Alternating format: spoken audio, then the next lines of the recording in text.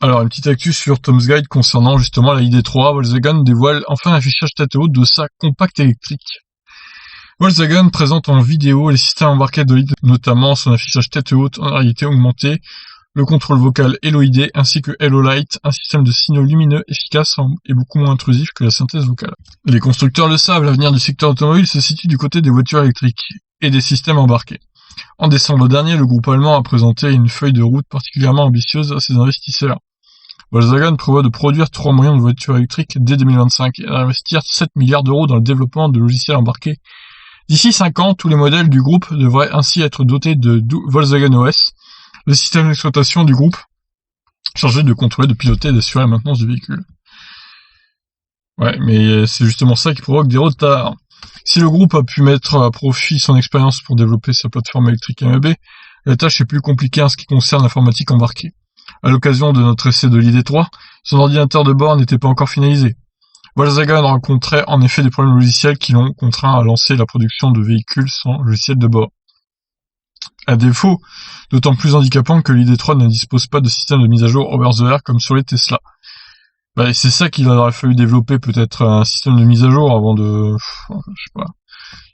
Bizarre. Jürgen Stackmann, le directeur du groupe, reste néanmoins confiant et confirme que l'ID3 sera prête pour l'été 2020.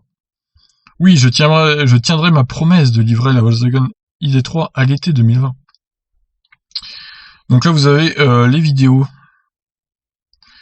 Les trucs de réalité augmentée, du coup, ID Light, Hello ID. Cockpit à l'intérieur concept, donc vous pouvez aller voir ça, hein. Allez, dernier paragraphe. Volkswagen confirme le progrès du groupe en matière de système embarqué. Le contrôle vocal Hello ID permet de piloter toutes les fonctions du véhicule en mode main libre. Et la Light ID fournit un retour visuel bien moins intrusif que la synthèse vocale. Le plus impressionnant reste néanmoins l'affichage tête haute sur le pare-brise du véhicule.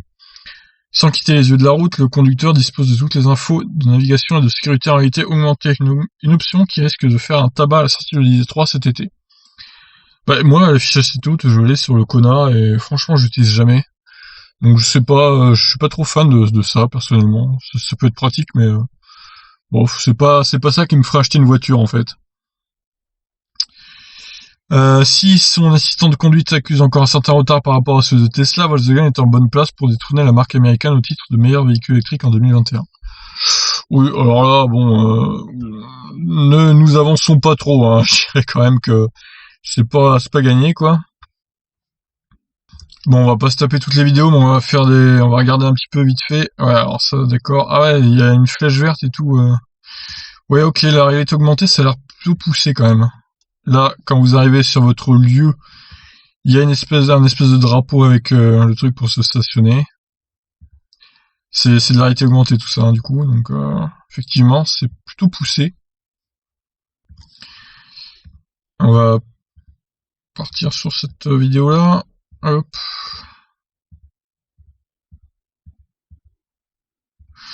Évidemment, hein, je lis pas toutes les vidéos en entière pour pas me faire striker. Même si je doute que ça arrive, hein, mais on sait jamais, vaut mieux être prudent.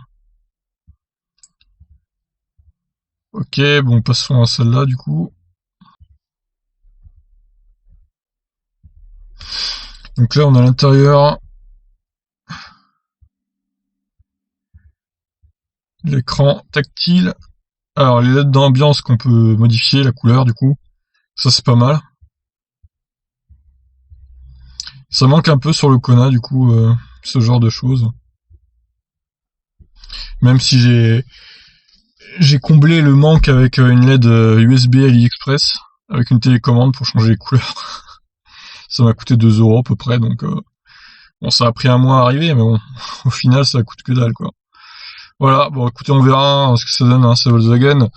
Donc, comme dit précédemment, là, il poursuit la production de l'i-Golf.